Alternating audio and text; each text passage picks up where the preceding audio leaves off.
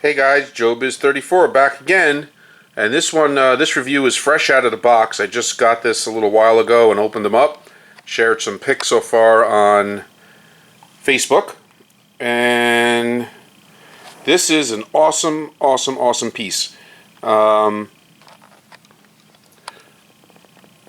I declare today Michael J. Fox Day, 1/6 Michael J. Fox Day, like I mentioned on Facebook, because ironically today, coincidentally, Sideshow has scheduled my Hot Toys Marty Mcfly from Back to the Future to be delivered today.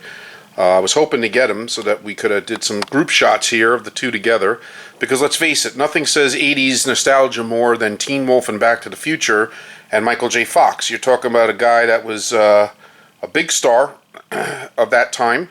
He was on Family Ties. He did Back to the Future, the trilogy. He did Teen Wolf.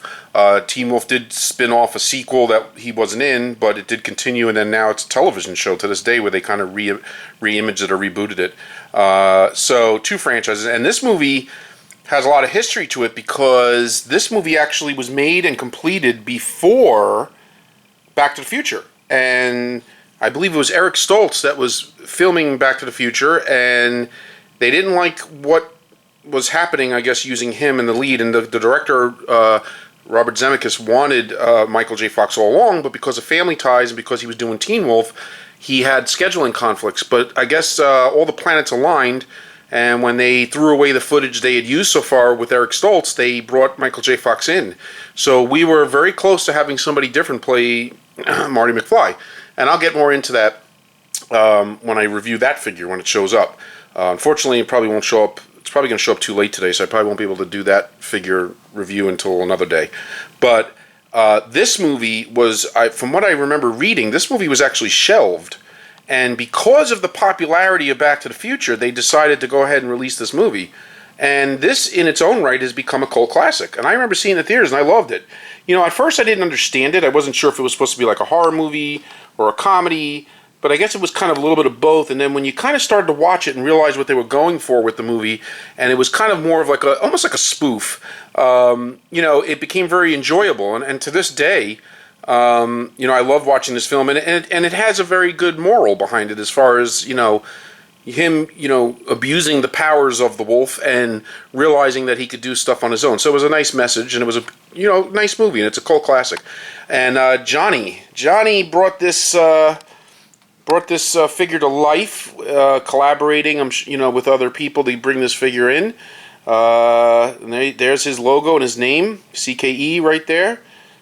CheungKinMen. There you go. And in addition to the beautiful outfit that he comes sporting, there is real hair that's been added to the sculpt, sunglasses, and I'll take the sunglasses off so you can see his head sculpt, or, you know, his actual face. Very well done. See? I'm trying to be very steady with the camera. Look at that, man. I mean, that captures it so well. Now, some lucky people, I think, were able to get a regular Michael J. Fox sculpt to go with this set. He only made a certain number of those, so I didn't jump in on this in time. Thank God I jumped in when I did on this, because I was like literally lucky and grabbed like one of the last spots. So I found out just in time, and I told Johnny straight out, I said, I want it haired.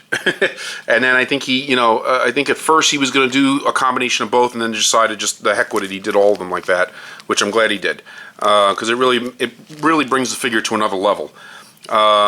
This is an extra shirt that, look at that, that's cool. And this was the shirt that him and his buddy were selling in the movie when they were promoting, you know, him in the school, in the high school. That's cool. And then he threw in an additional yellow shirt because there was parts of the movie where he was wearing this shirt, and that's a nice little added accessory. And you know, I didn't get the Michael J. Fox sculpt, but I'm thinking with Back to the Future coming out with Hot Toys, you know, if I was to, you know, pick up an extra sculpt of Marty Mcfly and then kind of get an outfit, maybe some jeans and sneakers that are similar, and you know, wearing maybe this shirt, I might be able to bash up a second Teen Wolf figure when he's not wolfed out, but we'll see. For now, I just enjoy it the way it is. Sneakers, look at the sneakers, the craftsmanship on this, the sculpt of the shoes, and the base, which looks like a gym floor, like a wooden gym floor, which is cool. Obviously, the sunglasses that you saw on it earlier. This is the certificate of authenticity. Okay, it's got the same logo as a t-shirt, and it's signed by him, and it says 31 of 35. And it says the haired sculpt, because like I said, I think originally he was going to do some non-haired. And this is a nice touch, once again, similar to the Popeye that I got from Michael Garver.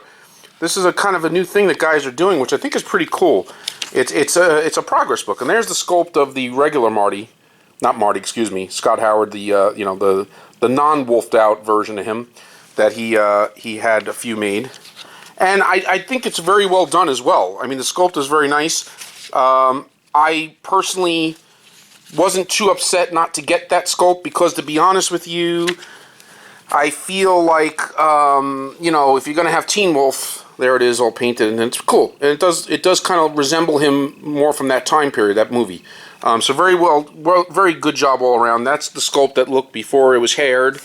It's a really nice book. It kind of shows how he went through the whole process, the painting process, and then eventually getting to the point, you know, where it's haired. And I think on the very last, there you see there, after they're haired. So he shows like before and after, which is very cool. It's a nice touch. It really is. It is a very nice touch. The final shot is him sitting on that chair. I want to get one of those chairs. I've seen a couple people posing it. I don't know if that chair is available. I'm going to see if I can find a chair like that or something similar. And there it was before the hair. So, very nicely done. Very nicely done. I mean, there's not enough. I mean, I can't say enough about this figure. And just, you know, Johnny and the job he did. Look at that. Teen Wolf 1985 version jacket by CheungKinMen's. There you go. And it's beautiful. The back of the book looks like the gym floor, his basketball court, which is cool. So, I mean, overall, like I said, once again. Oh, and another nice touch is that he actually haired the hands.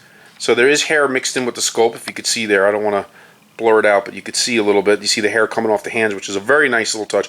And the basketball that he holds is magnetized. So, hold on, getting a little blurry there. Let's get refocused.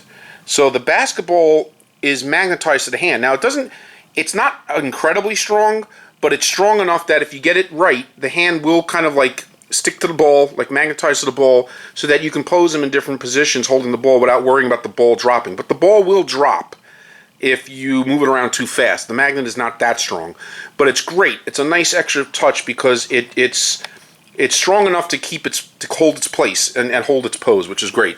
Obviously, the varsity jacket, the high school jacket here, the team jacket here is great for his basketball team. There's the back. I mean, it's just home run, man. Home freaking run. That's all I could say. The detail. I mean, even down to the little tag on the back of the jeans there. Great attention to detail. Awesome, awesome, awesome. That's all I could say.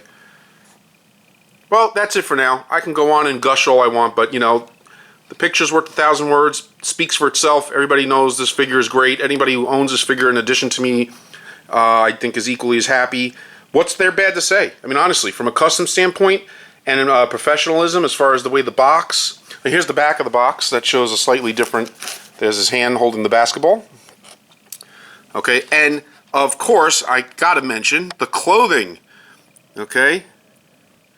Clothing you and seal. How could it not be? Okay? And there's other... He gives credits to all the people involved there. Like I said, it's a collaborative effort, which it usually is. And there's the names. Okay? But, of course, the clothing is Yoon Seal.